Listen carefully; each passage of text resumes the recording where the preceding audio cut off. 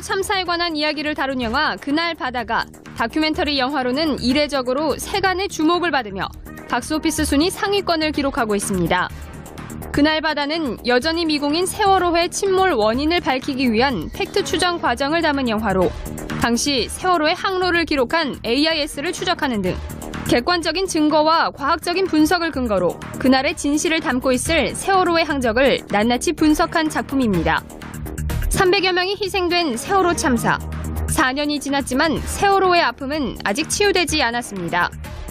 이슈파이터 이슈인 순서에서는 이 영화를 제작한 김지영 감독과 함께 2014년 4월 16일 그날의 진실을 되짚어봅니다.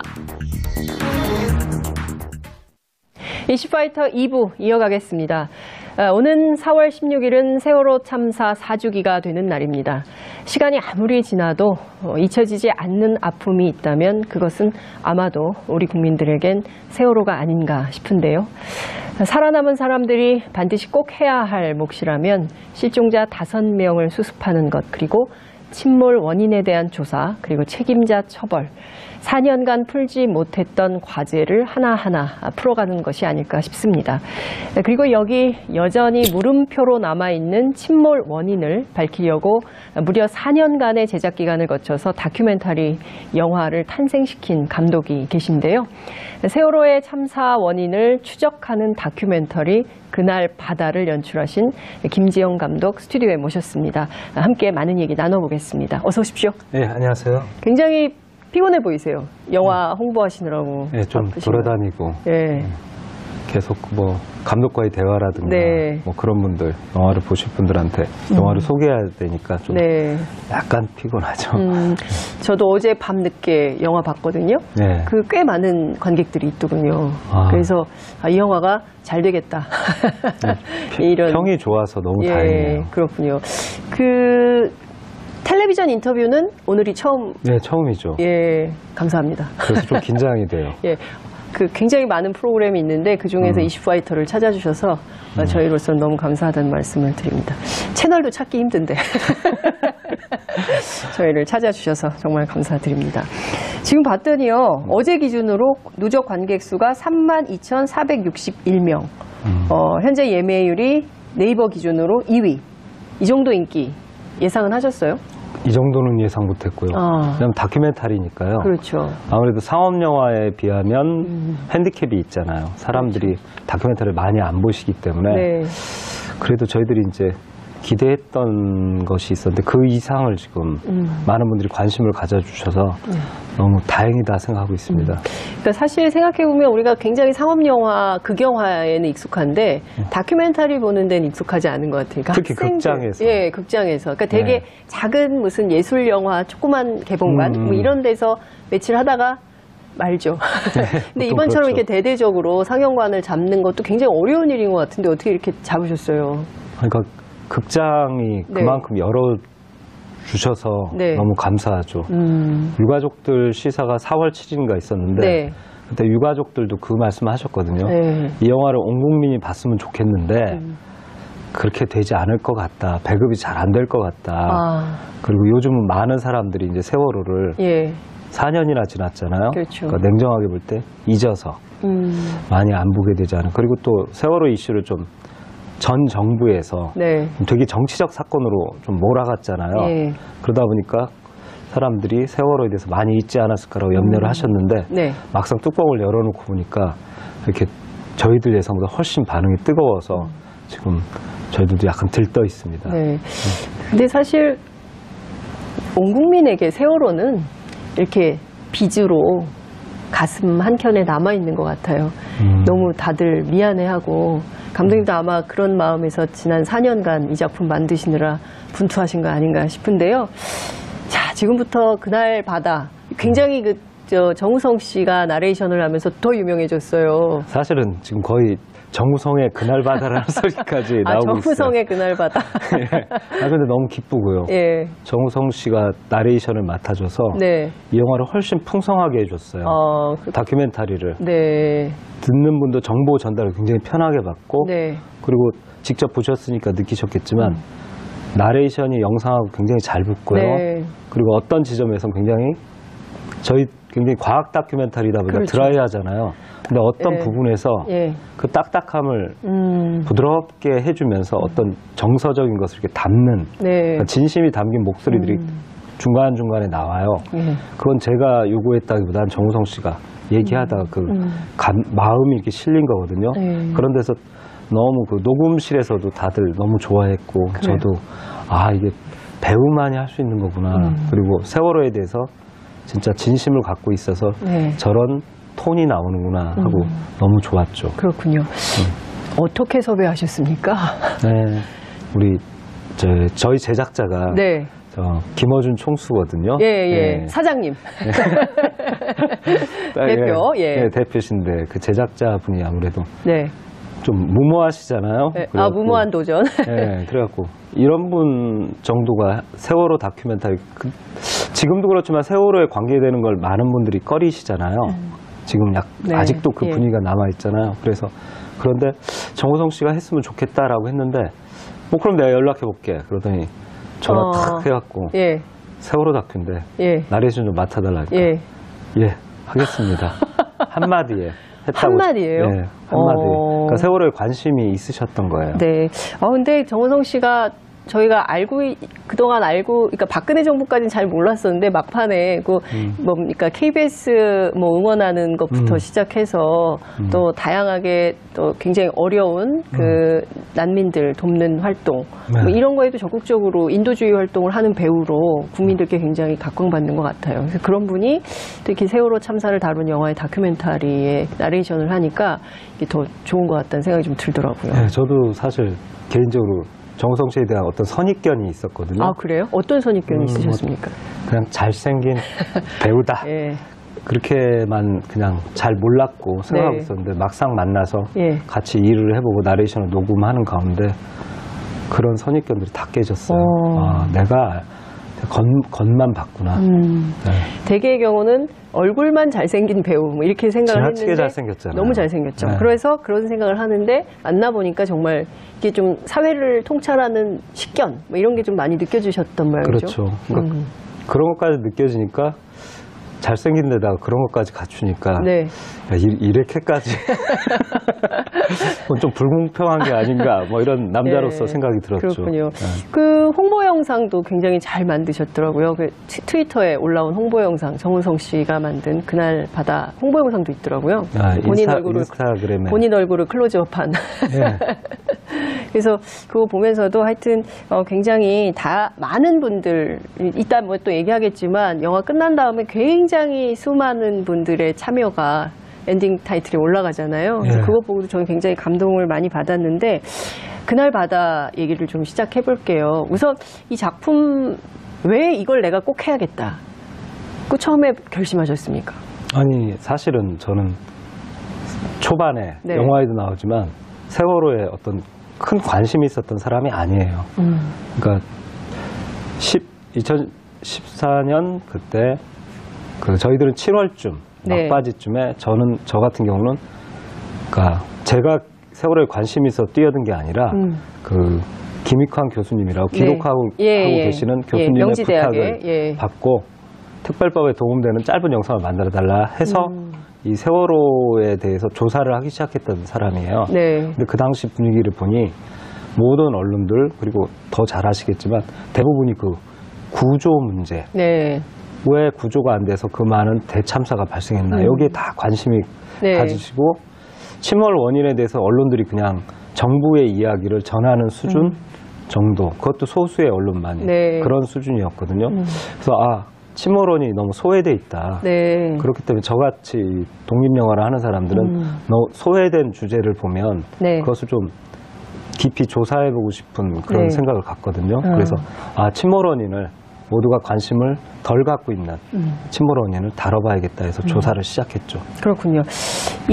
아직도 사실은 이 침몰 원인이 좀 해명이 안 된 측면이 있어요. 측면이 아니라 국민들이 정말 모르시는데 대법원 판결에서 나왔지만 세월호 침몰 원인은 공식적으로 밝혀진 게 하나도 없습니다. 근데 지금 이미 단순 교통사고로 난 거 아니야? 다 끝난 거 아니야? 라고 주장하시는 분들이 계시는데 해양교통사고 이런 식이죠. 그건 그 당시 검찰이 발표하면서 그 박근혜 정부에서 했던 어떤 언론을 듣고 이미 그걸로 결론이 난 것이라고 네. 속단하신 것이고요. 결국 많은 시간이 지나고 나서 이제 와서는 아무것도 밝혀진 게 없습니다. 공식적으로. 네. 그러니까 지금 이제부터 이 영화를 보고 갖게 되는 물음표, 질문을 가지고 다시 정부의 조사, 제대로 된 조사 이런 게 좀 필요하다 이런 말씀을 좀 영화에서 하시고 계신 것 같은데 첫 번째 과학 다큐라고 말씀하셨어요. 네. 그 많은 것 중에 하필이면 과학. 사실 우리 국민들이 과학을 그렇게 예, 이렇게 즐겨하지 않기 때문에 되게 독특한 관점이라는 생각이 좀 들기도 했거든요. 과학적 관점에서 이걸 봐야겠다고 생각한 이유는 어디에 있습니까? 아마 우선 베이스 자체가 제가 공대 출신이다 보니까 영화 감독이신데 공대 출신이세요? 예, 영화는 좋아했었는데 예. 예. 아니요, 공대 출신이 어떻게 하다 영화 감독이 되시는 것도 궁금하네요. 이제 전자공학 출신이다 보니까 프로그램도 짜봤고 예. 이런 베이스는 갖고서 그걸 어디다 공학도시군요. 네, 활용한다는 생각은 못했어요. 영화를 워낙 좋아해서 그런 분들이 많거든요. 실제적으로 자기 전공과 다르게 다큐멘터리가 많죠? 네, 아주 많죠. 모든 분야에 많습니다. 전공과 관계없이 사는 사람들 너무 많습니다. 전공을 한 번도 제대로 활용해 본 적이 없었는데 처음으로 세월호 다큐 와서 제가 그걸 전공했다는 거에 대해 고마움을 느꼈어요. 네. 굉장히 그러니까 그것이 아무래도 이 영화의 기본 베이스가 된 것 같고 두 번째는 뭐냐면 세월호 이 침몰 원인을 밝히기 위해서는 공학적인 접근이 필요했어요. 과학적인 접근으로 하지 않고 그냥 어떤 일부의 경험 이런 것만 갖고서 그걸 취합해서는 세월호의 실제 침몰 원인에 다가갈 수 없었기 때문에 그리고 어떤 설득력도 얻을 수 없었고요. 그렇기 때문에 정확하게 과학적으로 분석해서 이 세월호 사건을 다루자로 시작된 거죠. 그렇군요. 지금 영화가 이렇게 흐르고 있습니다. 일부 이제 다른 분들이 많이 보셔야 되기 때문에 저희가 모든 장면을 설명해 드릴 수는 없고 어쨌든 영화가 조금씩 나가고 있습니다. 감독님께는 어쩌면 이 작품이 인생 영화가 될 수도 있겠다라는 생각이 좀 들기도 하는데요. 네. 자, 지금 보면 아무것도 밝혀진 게 없고 앞으로 더 밝혀야 될 내용이 많고 뭐 이런 겁니다.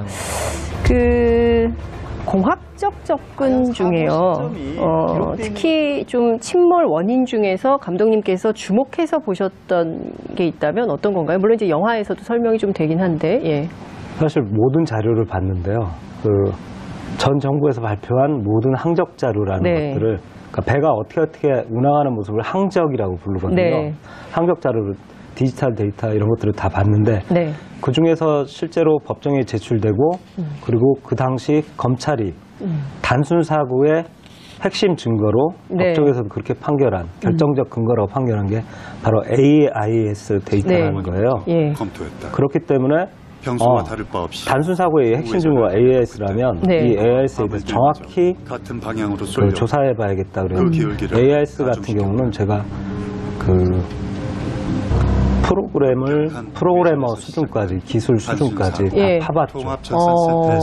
그러니까 지금 보면 영화에 엄청난 과학 관련된 자료가 나와요. 그래서 저걸 어떻게 다 수집을 하셨나 보면서 좀 굉장히 저도 이제 기자 출신인데 다큐멘터리 영화 만들려면 취재 굉장히 많이 하셔야 되잖아요. 근데 저런 자료를 다 모으기가 굉장히 어려웠겠다는 생각이 좀 들었거든요. 어떻게 이렇게 다 모으셨습니까? 그건 전적으로 유가족들 덕분이에요.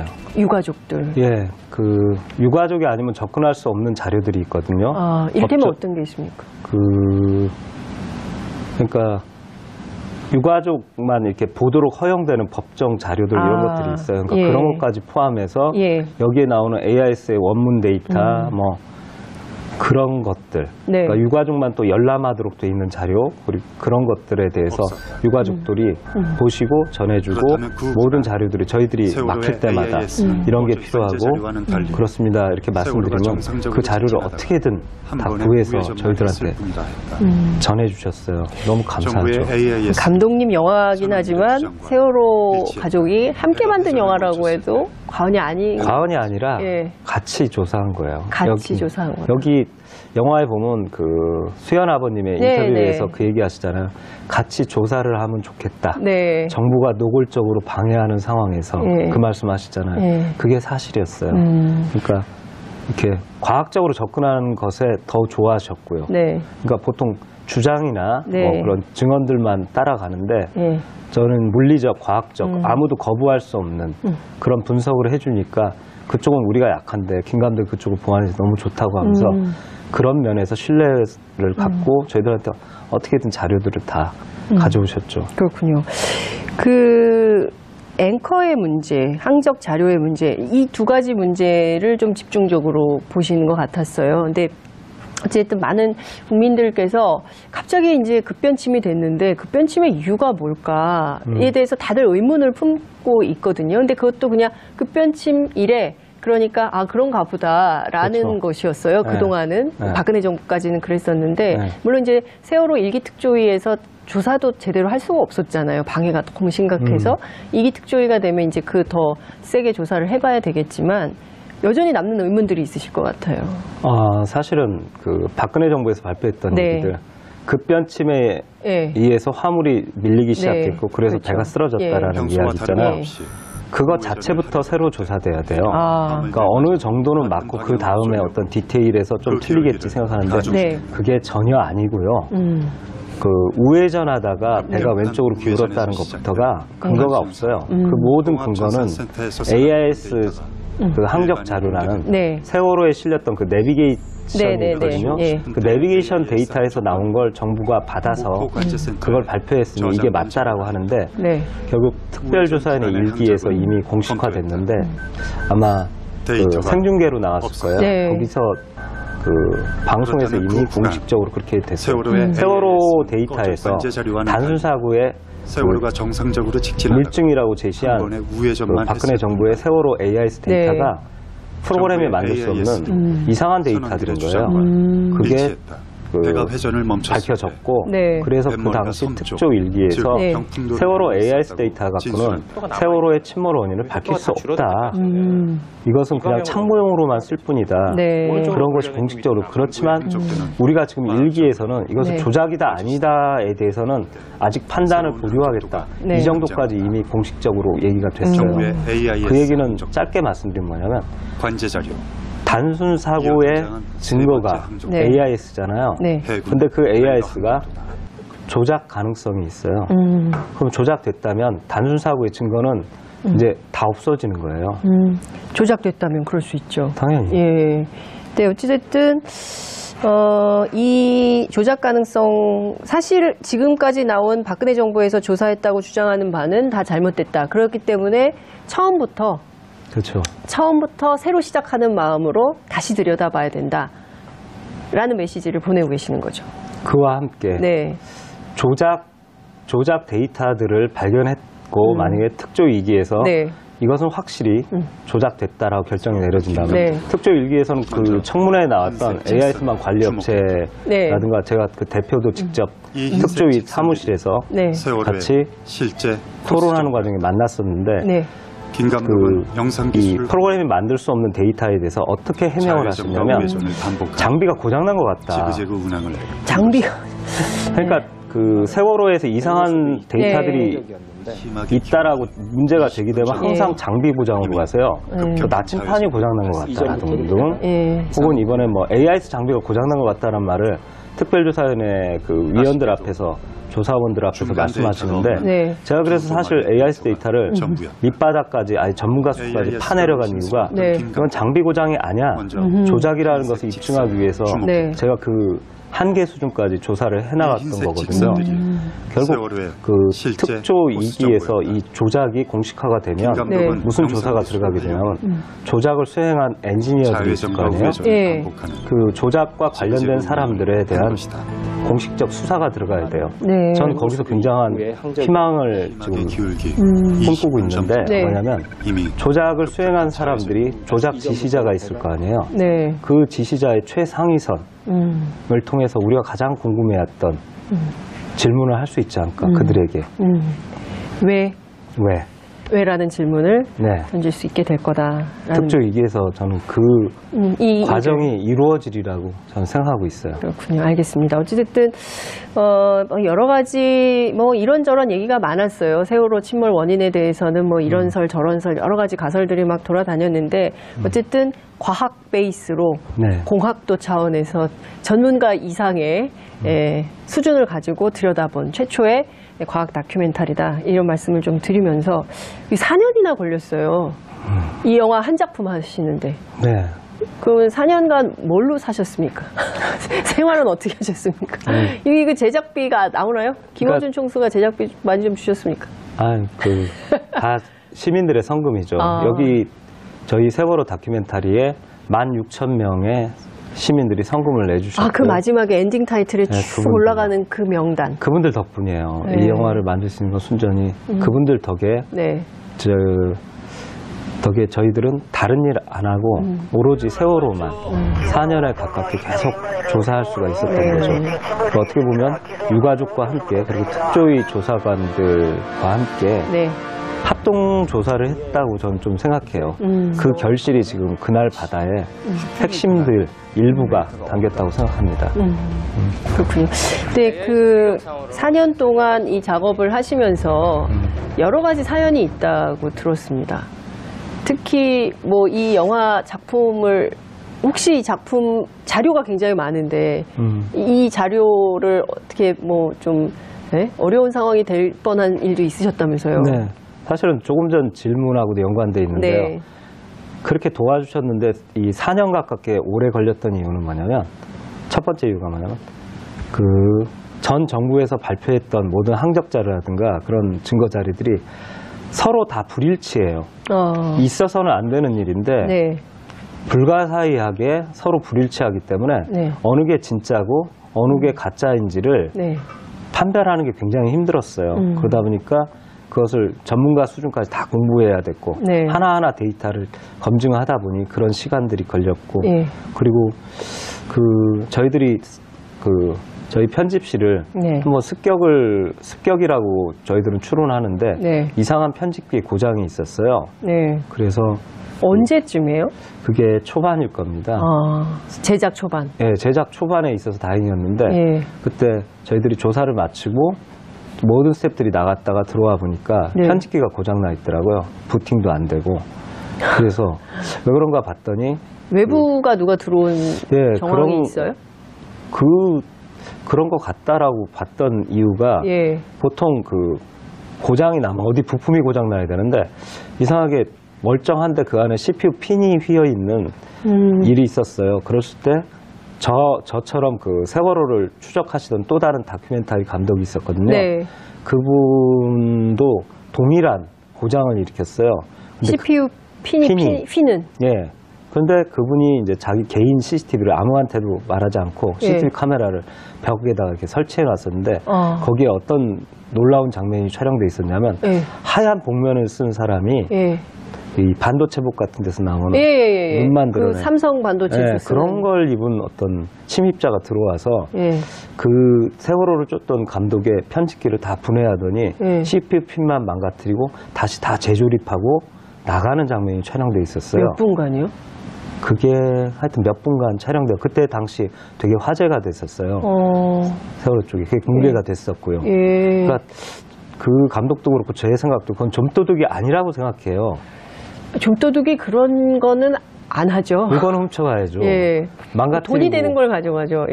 그 일이 있고 저희들은 자료 보관. 우리도 그 일을 당했겠구나라고 물리적으로 추론하고. 그러면 이 일이 먼저 있고 그 다음에 벌어진 일인가요? 김지영 감독님 이 CCTV에서 이 하얀 반도체복을 입으신 동시에 거의 같은 시기에. 그래서 거의 같은 시기예요? 네, 저희들이 고장 증상을 발견하고 그 감독한테 전화를 걸어서 어디가 고장났냐 했더니 똑같은 데를 얘기하더라고요. 근데 김 감독님 편집실 안에는 CCTV는 없었나요? 그 당시에는 저희들이 그런 CCTV까지 설치하고 뭐 일할 겨를이 없으시죠. 정신없이 그냥 조사만 하다가 그 감독처럼 그분은 저희들보다 일찍 세월호를 시작했으니까 여러 가지 의심이 있었거든요. 그러다 보니까 보안을 신경 썼는데 저희들은 그때까지는 세월호 사건에 대해서 그냥 일반적 조사 생각하고서 막 하다 보니까 그런 보안에 신경을 못 썼어요. 그랬다가 그 일이 있고서는 저희들이 정신을 바짝 차리고 지금까지 그 군대로 말하면 그 불침번을 세우듯이 네. 그 자료가 있는 서버 옆에서 한 번도 사람이 없었던 적이 없어요. 항상 지키게 했고 그 서버를 어떤 그 특수방이 있는 네. 케이스에 넣어서 벽에다 부착을 해버렸어요. 벽을 헐지 않는 한 절대 저희들 자료를 못 가져가게, 망가뜨리지 못하게. 예. 어떻습니까? 여러분, 이 자체가 영화 아닙니까? 이 자체가 영화에서나 나옴직한 일 아닐까요? 그래서 그 범인은 잡았습니까? 글쎄요, 나중에 뭐 잡았다는 어떤 기사를 봤는데 네. 그냥 좀도둑으로 처리된 걸로 알고 있어요. 근데 전 좀도둑이 CPU 가져가는 CPU를 가져간 것도 아니고 휘어놓고 갔다는 거 아니에요? 자꾸 다시 재조립을 하고 간다는 거에 대해서 저는 그분이 그 침입자가 좀도둑이 저는 아니라고 믿고 있어요. 지금도 그렇게 재조립해주고 나가는 좀도둑은 없을 것이다. 친절하네요. 재조립까지 해주시는 센스. 좀도둑의 수준이 상당히 친절하다. 근데 어찌됐든 이게 동일인일 가능성은 사실 없는 거죠. 있을 수도 있고 없을 수도 있는데 이게 똑같은 소행이고 그 의혹은 똑같은 곳이 가능하지만 망가진 걸 보면 그럴 것이다 생각하고 저희들은 그런 추정인 것이지 그것이 사실로 확인된 것은 아니다. 왜냐하면 저희가 언론이기 때문에 공정하게 엄정하게 말씀을 좀 드려야 돼서 어쨌든 사실로 확인된 것은 아니지만 의혹은 있다. 여기까지 얘기하는 걸로 하겠습니다. 영화에서 제가 뭐 이게 저기는 아니지만 소름 끼치는 상황을 몇 번 목도를 하세요. 어떤 사실을 발견했을 때 이런 얘기를 하시거든요. 제일 그 4년간의 제작 기간 중에서 이건 정말 내가 잊을 수가 없다. 이건 진짜 내 인생에서 이렇게 소름 끼치는 일은 처음이다. 이런 건 언제셨습니까? 영화에도 나오지만 그 세월호의 어떤 항적 자료가 해군 레이더 항적이었는데 그것이 그 해저 지형과의 연관성을 발견하는 대목에서 그걸 발견했을 때 가장 그 소름 끼칠 정도로 놀랐고요. 그것이 한 군데가 아니라 8시 50분, 8시 30분 때 거기에 일치성을 발견하는 순간이 아직도 기억이 나요. 그리고 신기하게도 그날 낮에 사실 제가 같은 방향으로 쏠려고 죽은 아이의 사진을 봤었거든요. 어떤 아버님이 저한테 제 아들을 봤으면 좋겠다 하면서 우회전에서 죽은 아이 얼굴을 보여주더라고요. 그 사진을 이렇게 봤던 날이었는데 그날 밤인가 그걸 발견을 하고서 저도 그 생각했는데 정말 아이들이 도와준 게 아닌가 그런 생각을 했어요. 우회전 구간의 항적을 검토했다. 저도 사실은 제가 광화문에서 그 촛불 집회 20주간 생방송 하지 않았습니까? 그때 저도 그런 생각 굉장히 많이 했어요. 그러니까 어떻게 이렇게 많은 사람들이 모일 수 있었을까? 저희가 이제 공공방송에서 이런 얘기 하면 안 되는 얘기긴 하지만 그런 생각을 하게 되죠. 어떻게 이렇게 세종문화회관 앞에 숨 쉴 수도 없을 만큼 이렇게 많은 사람들이 다 이게 나라냐, 이런 나라 안 된다, 이 나라 바꿔야 된다라고 생각해서 나오게 됐을까? 저 그런 생각 굉장히 많이 했었거든요. 제가 공학도 출신이고 그냥 일반적인 되게 드라이하게 이 사건을 접했던 사람인데 뒤늦게 세월호 사건을 접했으니까 어떤 감정적인 것이 없이 드라이하게 접근했던 사람인데도 조사를 하다 보면 문득문득 그런 생각이 들 때가 있어요. 혹시 아이들이 도와주는 게 아닐까? 그러한 순간들을 맞이해요. 김어준 총수도 영화에서 그 얘기를 하더군요. 놀랐어요. 그 사람이 그런 말을 한다는 게 깜짝 놀랐어요. 전혀 안 어울리는 얘기인데. 전혀 안 어울리는 얘기를 막 하고 그러시는지. 어떻습니까? 이제 영화 다 끝났으니까 자, 이 한편으로 이제 됐다. 이런 생각이 드십니까? 아니면 이 질문을 가지고 왜라는 질문을 가지고 다음 작품 이렇게 생각을 좀 하고 계십니까? 사실은 여기까지 오는데 좀 정말 많이 힘들었거든요. 그래서 여기까지 밝힌 걸 토대로 특별조사위원회하고 이제 국가기관이 그 다음을 좀 조사해 주셨으면 좋겠어요. 그래서 지금은 현재 세월호의 후속편을 생각하고 있지 않습니다. 3번이 나타났다. 죄송한 말씀이지만 다음 작품은 어떤 내용을 좀 하고 싶으세요? 이제 이 세월호 4년간 충분히 작업을 하셨고 이제 좀 새로운 건 어떤 다큐멘터리 하고 싶다? 만약에 하게 된다면 제가 원래 역사 다큐멘터리 100년 전쟁을 만들었기 때문에 다시 역사 다큐멘터리 사실 아무도 몰랐던 어떤 역사의 진실, 이 세월호처럼 아무도 그냥 그거겠지라고 상식적으로 잘못 알았던 것을 바로잡아주는 새로운 사실들을 시민들한테 알려주는 그런 계속 다큐멘터리를 제작할 예정입니다. 공학도시인데 역사 문제, 영화 이번만 아마 이게 활용된 것 같아요. 제가 학교 때 배웠던 게. 그렇군요. 학교 때 배운 것에 감사해야 되는. 이번은 처음으로 학교 때 냈던 등록금이 아깝지 않다. 처음으로 느꼈습니다. 네, 알겠습니다. 네, 알겠습니다. 네, 알겠습니다. 을 듣고 이미 그걸로 결론이 난 것이라고 속단하신 것이고요. 결국 많은 시간이 지나고 나서 이제 와서는 아무것도 밝혀진 게 없습니다. 공식적으로. 네.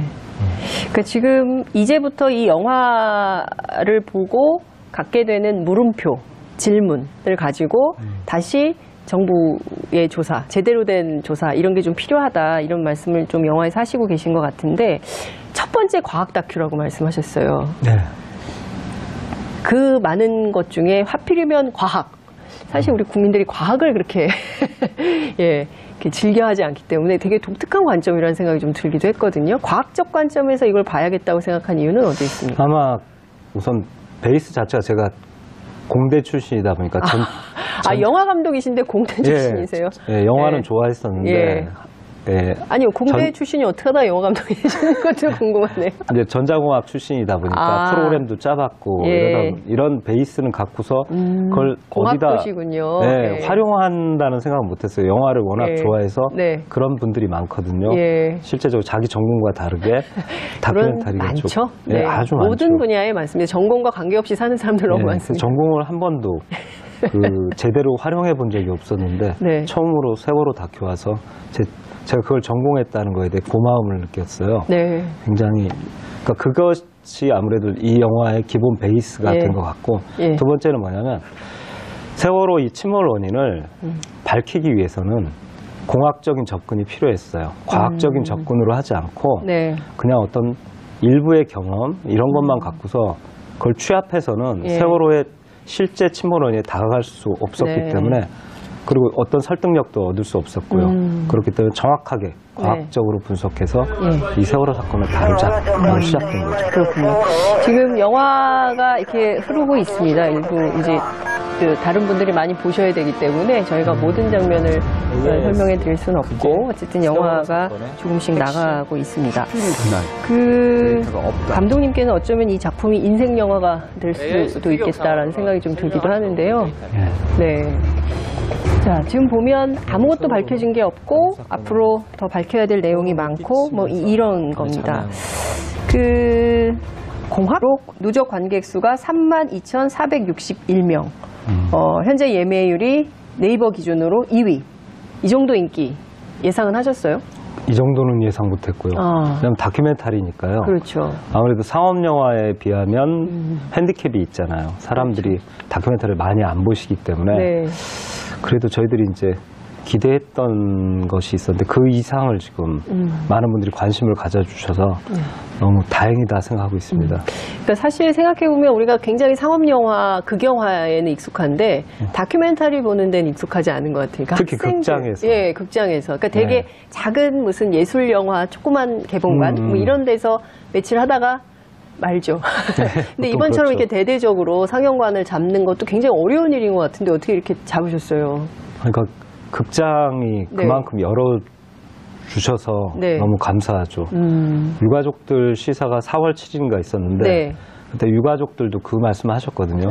이 영화를 온 국민이 봤으면 좋겠는데 그렇게 되지 않을 것 같다. 배급이 잘 안 될 것 같다.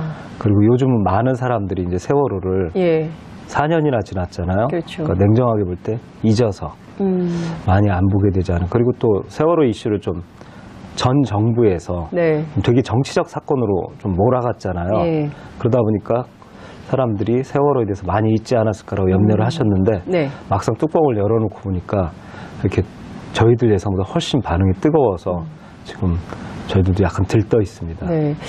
근데 사실 온 국민에게 세월호는 이렇게 빚으로 가슴 한켠에 남아있는 것 같아요. 너무 다들 미안해하고 감독님도 아마 그런 마음에서 지난 4년간 이 작품 만드시느라 분투하신 거 아닌가 싶은데요. 자, 지금부터 그날 바다. 굉장히 정우성 씨가 나레이션을 하면서 더 유명해졌어요. 사실은 지금 거의 정우성의 그날 바다라는 소리까지 나오고 있어요. 정우성의 그날 바다. 예. 근데 너무 기쁘고요. 예. 정우성 씨가 나레이션을 맡아줘서 네. 이 영화를 훨씬 풍성하게 해줬어요. 다큐멘터리를. 네. 듣는 분도 정보 전달을 굉장히 편하게 받고 네. 그리고 직접 보셨으니까 느끼셨겠지만 나레이션이 영상하고 굉장히 잘 붙고요. 네. 그리고 어떤 지점에서는 저희 굉장히 과학 다큐멘터리다 보니까 그렇죠. 드라이하잖아요. 근데 어떤 예. 부분에서 예. 그 딱딱함을 부드럽게 해주면서 어떤 정서적인 것을 이렇게 담는 네. 그러니까 진심이 담긴 목소리들이 중간중간에 나와요. 예. 그건 제가 요구했다기보다는 정우성 씨가 얘기하다가 마음이 이렇게 실린 거거든요. 그런 데서 너무 그 녹음실에서도 다들 너무 좋아했고 그래요. 저도 이게 배우만이 할 수 있는 거구나. 그리고 세월호에 대해서 진짜 진심을 갖고 있어서 네. 저런 톤이 나오는구나 하고 너무 좋았죠. 그렇군요. 어떻게 섭외하셨습니까? 네, 우리 저희 제작자가 네. 김어준 총수거든요. 예. 사장님. 대표. 예. 네, 대표신데 그 제작자분이 아무래도 네. 좀 무모하시잖아요. 네. 무모한 도전. 네, 그래갖고 이런 분 정도가 세월호 다큐멘터리 지금도 그렇지만 세월호에 관계되는 걸 많은 분들이 꺼리시잖아요. 지금 네. 아직도 그 예. 분위기가 남아있잖아요. 그런데 정우성 씨가 했으면 좋겠다라고 했는데 그럼 내가 연락해볼게. 그러더니 전화 탁 해갖고 예. 세월호 다큐인데 예. 나레이션 좀 맡아달라니까. 예. 하겠습니다. 한마디에 했다고. 한마디예요? 네, 한마디. 그러니까 세월호에 관심이 있으셨던 거예요. 네. 근데 정우성 씨가 저희가 그동안 그러니까 박근혜 정부까지는 잘 몰랐었는데 막판에 뭡니까 KBS 응원하는 것부터 시작해서 또 다양하게 또 굉장히 어려운 그 난민들 돕는 활동 이런 거에도 적극적으로 인도주의 활동을 하는 배우로 국민들께 굉장히 각광받는 것 같아요. 그래서 그런 분이 특히 세월호 참사를 다룬 영화의 다큐멘터리에 나레이션을 하니까 이게 더 좋은 것 같다는 생각이 좀 들더라고요. 네, 저도 사실 개인적으로 정우성 씨에 대한 어떤 선입견이 있었거든요. 아, 그래요? 어떤 선입견이 있으셨습니까? 그냥 잘생긴 배우다. 예. 그렇게만 그냥 잘 몰랐고 생각하고 네. 있었는데 막상 만나서 예. 같이 일을 해보고 나레이션을 녹음하는 가운데 그런 선입견들이 다 깨졌어요. 내가 겉만 봤구나. 네. 대개의 경우는 얼굴만 잘생긴 배우 이렇게 생각을 지나치게 했는데 잘생겼잖아요. 너무 잘생겼죠. 네. 그래서 그런 생각을 하는데 만나보니까 정말 이게 좀 사회를 통찰하는 식견 이런 게 좀 많이 느껴지셨단 말이죠. 그렇죠. 그러니까 그런 것까지 느껴지니까 잘생긴 데다가 그런 것까지 갖추니까 네. 이렇게까지 좀 불공평한 게 아닌가 이런 남자로서 네. 생각이 들었죠. 그렇군요. 네. 그 홍보 영상도 굉장히 잘 만드셨더라고요. 그 트위터에 올라온 홍보 영상 정우성 씨가 만든 그날 바다 홍보 영상도 있더라고요. 인스타그램에 본인 얼굴을 클로즈업한. 네. 그래서 그거 보면서도 하여튼 굉장히 많은 분들 이따 또 얘기하겠지만 영화 끝난 다음에 굉장히 수많은 분들의 참여가 엔딩 타이틀에 올라가잖아요. 그래서 그거 보고도 저는 굉장히 감동을 많이 받았는데 그날 바다 얘기를 좀 시작해 볼게요. 우선 이 작품 왜 이걸 내가 꼭 해야겠다. 그 처음에 결심하셨습니까? 아니 사실은 저는 초반에 네. 영화에도 나오지만 세월호에 어떤 큰 관심이 있었던 사람이 아니에요. 그러니까 2014년 그때 저희들은 7월쯤 네. 막바지쯤에 저 같은 경우는 그러니까 제가 세월호에 관심이 있어 뛰어든 게 아니라 그 김익환 교수님이라고 기록하고 계시는 교수님의 부탁을 받고 특별법에 도움되는 짧은 영상을 만들어달라 해서 이 세월호에 대해서 조사를 하기 시작했던 사람이에요. 네. 근데 그 당시 분위기를 보니 모든 언론들 그리고 더 잘 아시겠지만 대부분이 그 구조 문제 네. 왜 구조가 안 돼서 그 많은 대참사가 발생했나 여기에 다 관심이 가지시고 침몰 원인에 대해서 언론들이 그냥 정부의 이야기를 전하는 수준 정도 그것도 소수의 언론만이 그런 수준이었거든요. 그래서 침몰원이 너무 소외돼 있다. 네. 그렇기 때문에 저같이 독립영화를 하는 사람들은 소외된 주제를 보면 네. 그것을 좀 깊이 조사해보고 싶은 그런 네. 생각을 갖거든요. 그래서 침몰원인을 모두가 관심을 덜 갖고 있는 침몰원인을 다뤄봐야겠다 해서 조사를 시작했죠. 그렇군요. 아직도 사실은 이 침몰 원인이 좀 해명이 안 된 측면이 있어요. 측면이 아니라 국민들이 정말 모르시는데 네. 대법원 판결에서 나왔지만 네. 세월호 침몰 원인은 공식적으로 밝혀진 게 하나도 없습니다. 근데 지금 이미 뭐 단순 교통사고로 난 거 아니야? 다 끝난 거 아니야? 라고 주장하시는 분들이 계시는데 해양교통사고 뭐 이런 식이죠. 그건 그 당시 검찰이 뭐 발표하면서 그 박근혜 정부에서 했던 어떤 언론 참사에 관한 이야기를 다룬 영화 그날 바다가 다큐멘터리 영화로는 이례적으로 세간의 주목을 받으며 박스오피스 순위 상위권을 기록하고 있습니다. 그날 바다는 여전히 미궁인 세월호의 침몰 원인을 밝히기 위한 팩트 추정 과정을 담은 영화로 당시 세월호의 항로를 기록한 AIS를 추적하는 등 객관적인 증거와 과학적인 분석을 근거로 그날의 진실을 담고 있을 세월호의 항적을 낱낱이 분석한 작품입니다. 300여 명이 희생된 세월호 참사. 4년이 지났지만 세월호의 아픔은 아직 치유되지 않았습니다. 이슈파이터 이슈인 순서에서는 이 영화를 제작한 김지영 감독과 함께 2014년 4월 16일 그날의 진실을 되짚어봅니다. 이슈파이터 2부 이어가겠습니다. 오는 4월 16일은 세월호 참사 4주기가 되는 날입니다. 시간이 아무리 지나도 잊혀지지 않는 아픔이 있다면 그것은 아마도 우리 국민들에겐 세월호가 아닌가 싶은데요. 살아남은 사람들이 반드시 꼭 해야 할 몫이라면 실종자 5명을 수습하는 것, 그리고 침몰 원인에 대한 조사, 그리고 책임자 처벌, 4년간 풀지 못했던 과제를 하나하나 풀어가는 것이 아닐까 싶습니다.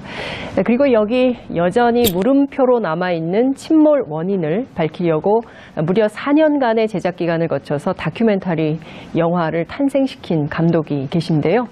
세월호의 참사 원인을 추적하는 다큐멘터리 그날 바다를 연출하신 김지영 감독 스튜디오에 모셨습니다. 함께 많은 얘기 나눠보겠습니다. 어서 오십시오. 네, 안녕하세요. 굉장히 피곤해 보이세요. 영화 홍보하시느라고. 네, 좀 바쁘시네요. 돌아다니고 네. 계속 뭐 감독과의 대화라든가 네. 뭐 그런 분들, 영화를 보실 분들한테 영화를 소개해야 되니까 좀 네. 약간 피곤하죠. 저도 어제 밤늦게 영화 봤거든요. 네. 그 꽤 많은 관객들이 있더군요. 그래서 이 영화가 잘 되겠다. 이런 평이 좋아서 너무 다행이에요. 그렇군요. 그 텔레비전 인터뷰는 오늘이 처음. 네, 처음이죠. 예, 감사합니다. 그래서 좀 긴장이 돼요. 예, 그 굉장히 많은 프로그램이 있는데 그 중에서 이슈파이터를 찾아주셔서 저희로서는 너무 감사하다는 말씀을 드립니다. 채널도 찾기 힘든데 저희를 찾아주셔서 정말 감사드립니다. 지금 봤더니요, 어제 기준으로